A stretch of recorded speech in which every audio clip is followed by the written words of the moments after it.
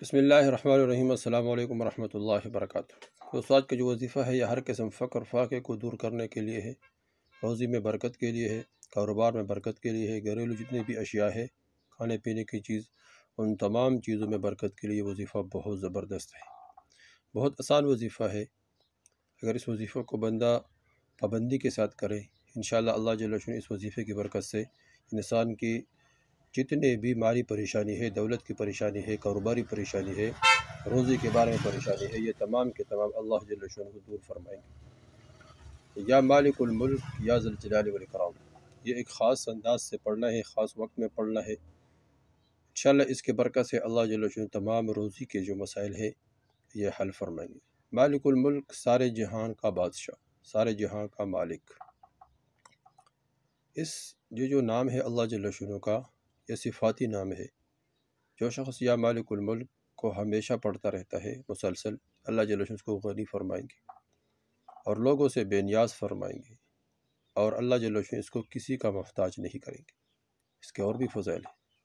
جو بادشاہ کسی ملک کو فتح کرنا چاہتا ہے اور اس کو بکثرت پڑھے، انشاءاللہ اس کو کامیابی مل جائے گی، اور جو بادشاہ اپنی حکومت کا استحکام چاہتا ہے، اس کو بکثرت پڑھے، اللہ جل شانہ اس کے برکت سے اس کو مستحکم فرمائیں گے۔ اور اس طرح جو آدمی اپنے عہدے پر، اپنے منصب پر فائز ہونا چاہتا ہے اور اس میں مستقل رہنا چاہتا ہے، اس کو چاہیے کہ یا مالک الملک کثرت سے پڑھے۔ اس کے بہت زیادہ اور بھی فضائل ہے، اور اگر اس کو رمضان مبارک میں پڑھ لی جائے تو رمضان مبارک میں اس کے خصوصیات اور بڑھ جاتے ہیں، اور خاص کر یہ آخری عشرہ، یہ حضور صلی اللہ علیہ وسلم نے فرمایا کہ یہ جہنم سے خلاصی کا عشرہ ہے، آگ سے خلاصی کا عشرہ ہے، اور اس میں شب قدر ہے۔ نبی علیہ السلام کے ارشاد ہے، شب قدر میں جبریل علیہ السلام ملائکہ کے ایک جماعت کے ساتھ آتے ہیں، اور اس شخص کے لیے جو کڑے یا بیٹھے اللہ کا ذکر کر رہا ہے اور عبادت میں مشغول رہتا ہے، دعائے رحمت کرتے ہیں۔ اور جب عید الفطر کا دن ہوتا ہے تو اللہ جل شانہ اپنے فرشتوں کے سامنے بندوں کی عبادت پر فخر فرماتے ہیں، اس لیے کہ انہوں نے آدمیوں پر طعن کیا تھا، اور ان سے دریافت کرتے ہیں کہ اے فرشتوں، اس مزدور کا جو اپنی خدمت پوری ادا کرے کیا بدلہ ہے؟ وہ عرض کرتے ہیں کہ اے ہمارے رب، اس کا بدلہ یہ ہے کہ اس کی اجرت پوری دی جائے۔ تو ارشاد ہوتا ہے کہ فرشتوں، میرے غلاموں نے، میرے بندیوں نے میرا فریضے کو پورا ادا کر دیا، پھر دعا کے ساتھ چلاتے ہوئے عیدگاہ کی طرف نکلے۔ میری عزت کی قسم، اللہ جل شانہ فرماتے ہیں، میری عزت کی قسم، میرے جلال کی قسم، میری بخشش کی قسم، میرے علو شان کی قسم، میری بلندی مرتبہ کی قسم، ان لوگوں کی دعا کو میں ضرور قبول فرماؤں گا۔